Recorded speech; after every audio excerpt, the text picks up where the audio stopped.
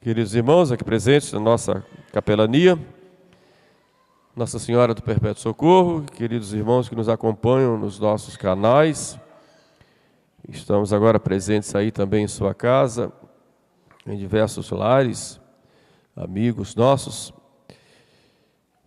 Estamos ainda dentro do ambiente litúrgico do Sagrado Coração de Jesus.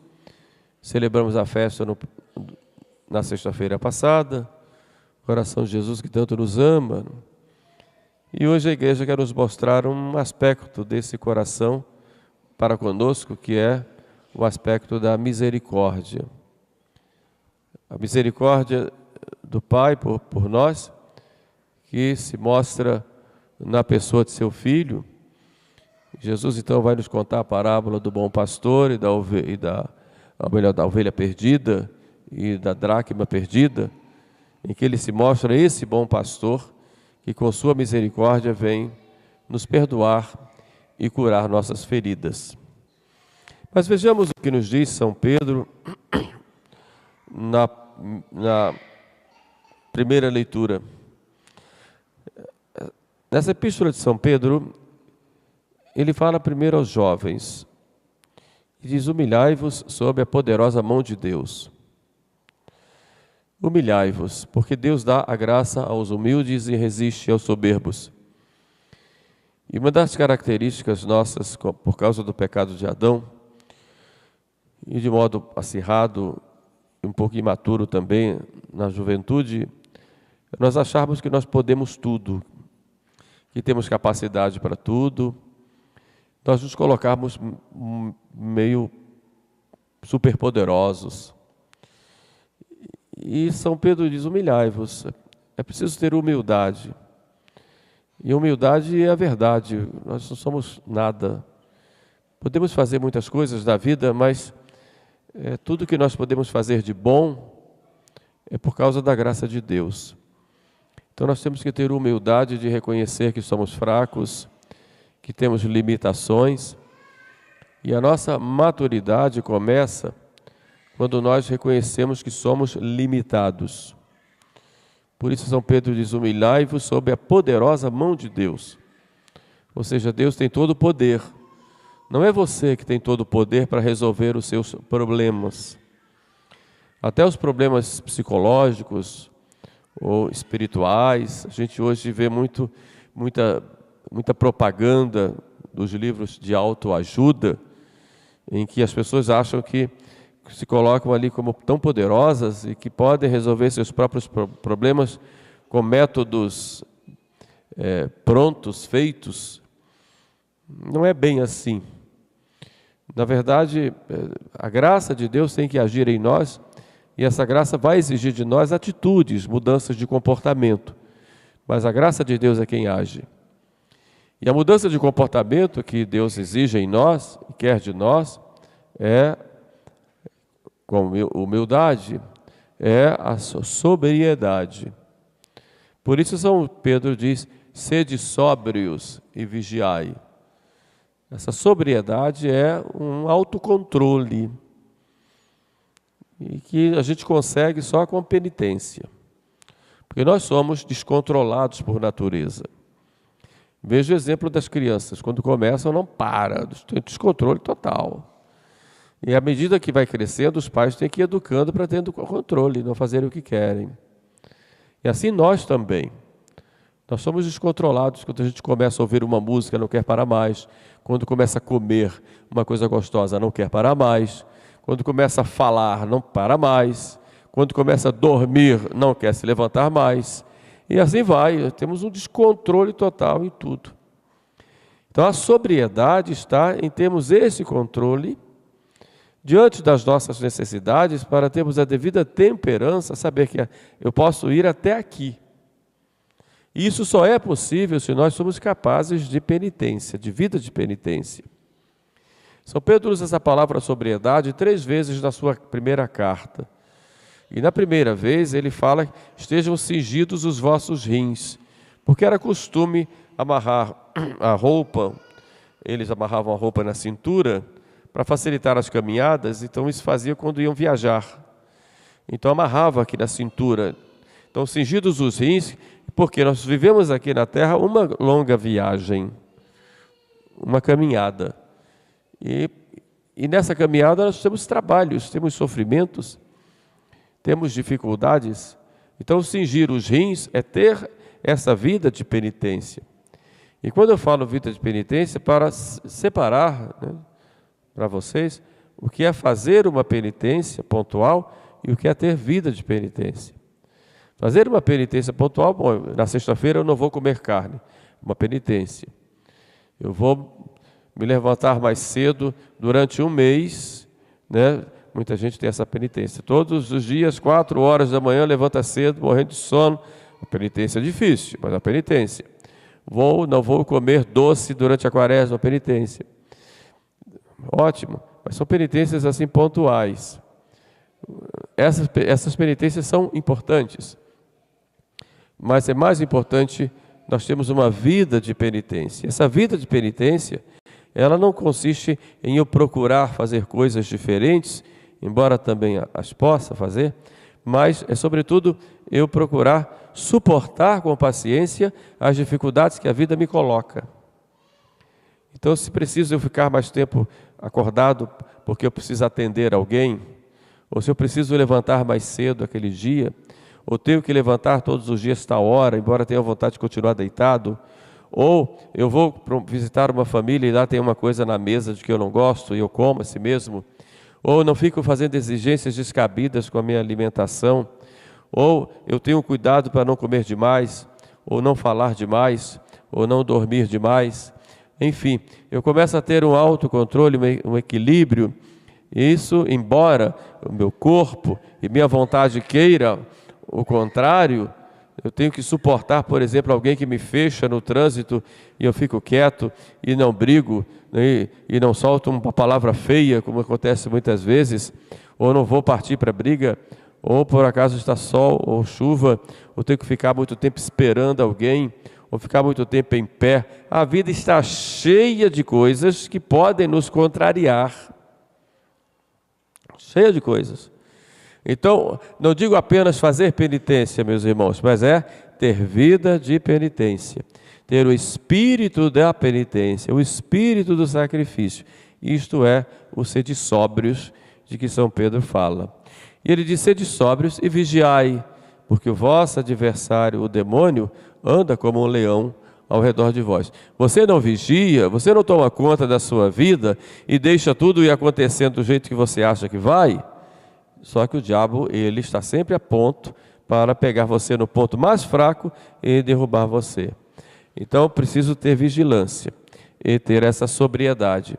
Essa sobriedade nos ajuda na caminhada, nos ajuda a rezar melhor e nos ajuda na luta contra o demônio. Então, o espírito de penitência ou espírito de sacrifício deve ser algo que faça parte da nossa vida. Isso é importante e necessário, senão a gente não caminha.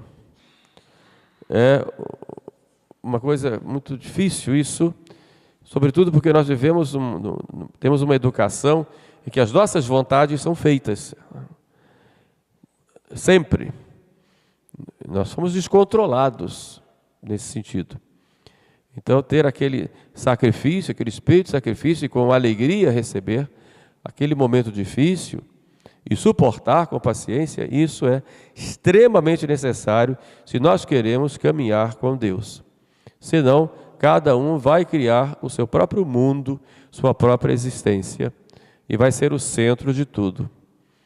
Então é preciso saber se despojar de si mesmo, e esse despojamento, se negar-se a si mesmo, passa necessariamente por esse espírito de sacrifício. Jesus conta então uma parábola, mas antes da parábola tem uma situação muito significativa e muito importante, que é que ele estava lá comendo com os pecadores e recebia muitos pecadores, atraía muita gente com a sua bondade, com o seu amor. E aí os fariseus, que se achavam uma classe privilegiada, uma classe especial e santa e pura, a palavra fariseu vem daí, são os puros, e se separavam por isso. Eles consideravam que eles eram os detentores de toda a verdade, de toda a vida de fé em Israel, e ficavam procurando em Jesus alguma coisa que pudesse condená-lo. E vendo Jesus comendo, acolhendo os pecadores, eles vão criticar Jesus e começam a murmurar. Existe uma diferença entre o Espírito de Cristo e o Espírito dos fariseus.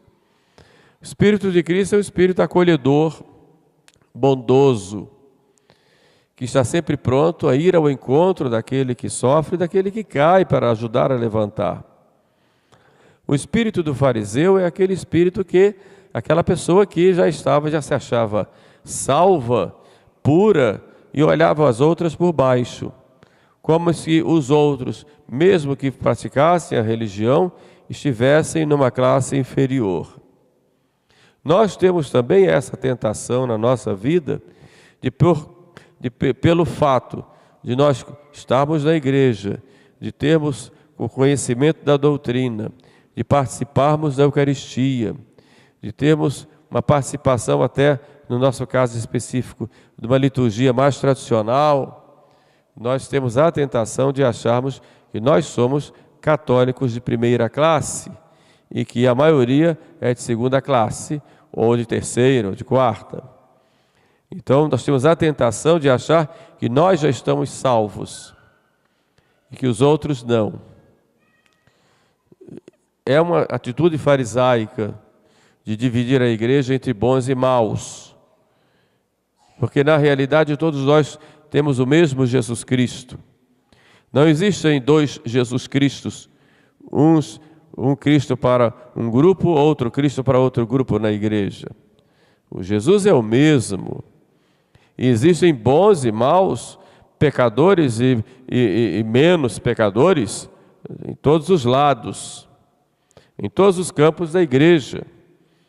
Existem pessoas muito santas, em toda parte, como existem pessoas que não estão nem aí para isso, que vão à missa apenas por formalidade, apenas porque tem o costume de ir à missa aos domingos, ou vai lá para ver como é, ou simplesmente vai para anestesiar a consciência, vem aqui, participa da missa, assiste, como dizem, e depois vai. Mas a doutrina católica, o espírito cristão, nem passa pela sua vida e fora. No seu relacionamento de família, no seu relacionamento de sociedade, no contato com as pessoas, no relacionamento de namoro e projetos de vida. É como se tivesse a pessoa uma dupla personalidade, uma da porta da igreja para dentro, outra da porta da igreja para fora. Existe isso, a gente sabe. Gente que dá mau exemplo por aí, como se fosse uma outra pessoa. Mas tem muita gente boa, que realmente procura viver a fé. E muita gente que luta contra seus defeitos, contra seus pecados, e tem lá suas dificuldades, muitas, e que se levantam e caem, se levantam. Graças a Deus, nossas filas de confessionário são sempre com gente lá esperando o momento de ter a graça do perdão e de mais uma vez se levantar e melhorar. Alguns com humildade, outros com menos, não importa, deixa que Deus julga. O problema é que nós não podemos julgar ninguém e dizer fulano já está perdido, eu já estou salvo, ou eu sou melhor que o outro. Isso nunca se pode fazer. E era essa atitude dos fariseus, que faziam, já dividindo puros e impuros, e Jesus, pelo fato de estar com os impuros, Jesus era impuro. Aliás, insinuavam isso de nosso Senhor. Então nós temos que ter esse cuidado de não julgarmos as pessoas. Podemos até julgar fatos. Esse fato é ruim, esse fato é ruim, esse fato é bom, essa é uma atitude boa, mas a consciência das pessoas e já dividir o mundo entre bons e maus agora, não podemos, até porque estamos todos juntos. Quem vai fazer isso é só Jesus, quando Ele vier, quando Ele separar as ovelhas. Agora, nós nunca podemos fazer. Então essa atitude farisaica nós temos que ter muito cuidado e temos que usar sempre de misericórdia para com as pessoas, porque quem está no fundo do poço pode se levantar e quem está no auge pode cair. Então temos que ter muito cuidado nesse sentido. Para nos iluminar assim, Jesus conta 2 parábolas, aliás 3 parábolas. O Evangelho de hoje nos dá 2, da ovelha perdida e da dracma perdida. A terceira é a parábola do filho pródigo, que faz parte dessa trilogia, que está aí no capítulo 15 do Evangelho de São Lucas. Mas nessas 2 já dá para entender qual é a atitude de Jesus com aquele que cai. A ovelha aí é cada um de nós que está sujeito a cair ou sujeito a se afastar do espírito do rebanho. O rebanho que a igreja vem, vai caminhando e alguém por algum motivo se distrai ou por outros interesses se afasta, e quanto mais se afasta de Deus, mais perigoso é o caminho. Aí cai e vai ao fundo do poço. Mas Jesus é esse bom pastor que não rejeita quem cai e vai ao encontro da ovelha que se perdeu. Vai ao nosso encontro. E nós somos essas ovelhas que estamos feridos. Quem de nós aqui não tem feridas? Vamos olhar para o nosso passado, vamos ver tantas feridas. Seja pela educação que nós recebemos, seja por traumas acontecidos em nossa vida, momentos difíceis, seja por frustrações, seja por dificuldades de relacionamento com pessoas no passado, seja por humilhações sofridas, ou doenças, ou dificuldades, ou problemas da família, até com os pais, avós. Quantos de nós passaram por dificuldades e hoje carregam essas feridas? Como ovelhas que se desgarraram, ou mesmo não tendo se desgarrado, se deixaram conduzir pelas feridas. E agora encontram Jesus, que é o médico.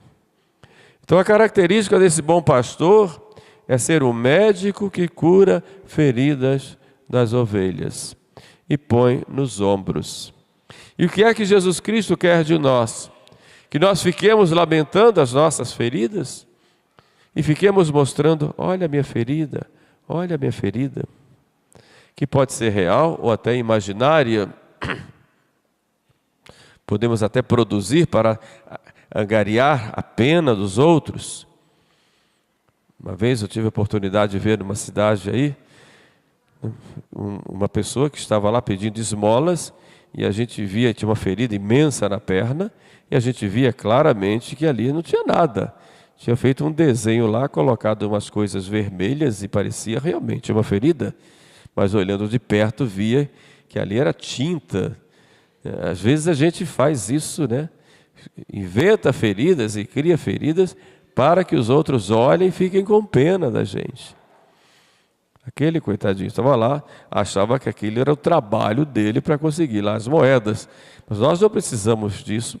Temos que ser sinceros com Deus, né, e não querermos mostrar nossas feridas fabricadas por nós ou aumentadas por nós, para que os outros fiquem olhando para nós, nos chamando de coitadinhos, que somos vítimas de pessoas, da sociedade, ou de situações, e não temos culpa nenhuma em nada. Mas a vida não é assim.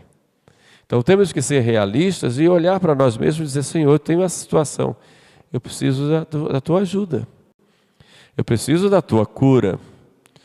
Uma imagem muito interessante que o Papa Francisco usa e que se pode pensar na situação em que nós vivemos hoje, ele compara a igreja a um grande hospital de campanha. E realmente é. Nesse mundo vemos uma guerra. Não é apenas a guerra da Ucrânia ou a guerra lá de Israel, que está causando tantas dores, tanto sofrimento no mundo. Mais do que isso, a guerra espiritual que há em toda parte. E nós vivemos nessa guerra espiritual. Cada um de nós vive. E nessa guerra, como diz, já São Paulo já dizia naquela época, o espírito maligno, os espíritos malignos espalhados pelos ares. Papa Leão XIII mandou que se rezasse a oração de São Miguel Arcanjo, exatamente citando essa frase de São Paulo, porque já naquela época ele sabia que os demônios estavam espalhados pelos ares. Então vivemos hoje uma situação muito pior do que na época de Leão XIII, que a força diabólica se espalhou em todas as sociedades, todas as instituições, inclusive dentro da Igreja Católica. E quem diz isso é o Papa Paulo VI, que a fumaça de Satanás entrou. E a igreja vive como que um processo de autodestruição por causa dessa fumaça de Satanás que entrou por alguma brecha. Então nós vivemos, se na igreja temos isso, imagine fora. Então nós vivemos uma época de grandes batalhas e nos ferimos.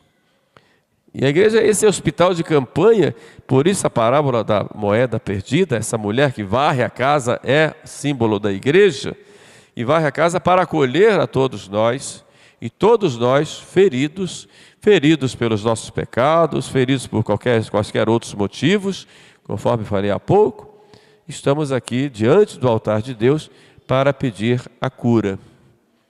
E que o Senhor nos cure, primeiro nos cure do nosso pecado, que é a maior ferida que há na alma, que nos acolha.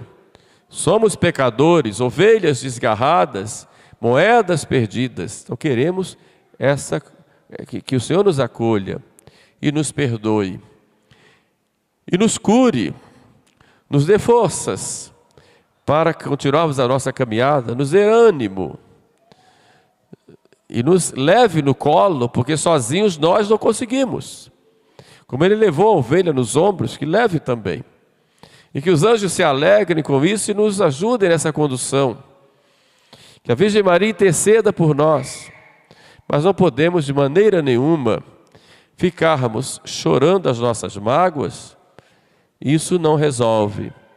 Temos que pedir a graça de Deus, procurar rezar, procurar os sacramentos, procurar mudar o nosso comportamento naquilo que depende de nós e continuarmos essa caminhada e que Deus vai nos conduzir. E muitas vezes vai nos conduzir nos próprios ombros para que nós não nos percamos. De modo que hoje olhamos o coração de Jesus na sua misericórdia, que nos acolhe, mas que exige de nós também compromissos, responsabilidades para que possamos caminhar. E vamos olhando para nós, olhando para Deus, dizendo: Senhor, olha a minha miséria, mas eu olho a tua misericórdia, e vem a mim e me transforma. E essa transformação vai começar quando cada um começar a confiar mais e tomar atitudes diante de Deus em prol da sua salvação e da sua santificação, que é a única coisa que nos interessa e que é importante para nós na nossa vida do dia a dia. As outras virão por acréscimo, mas essa é a mais importante. Então peçamos à Virgem Maria, nossa mãe, a mãe do coração de Jesus, a mãe da misericórdia, que ela nos ajude, que ela nos auxilie e que seja realmente o nosso refúgio e o caminho que nos conduz a seu Filho Jesus. Louvado seja nosso Senhor Jesus Cristo.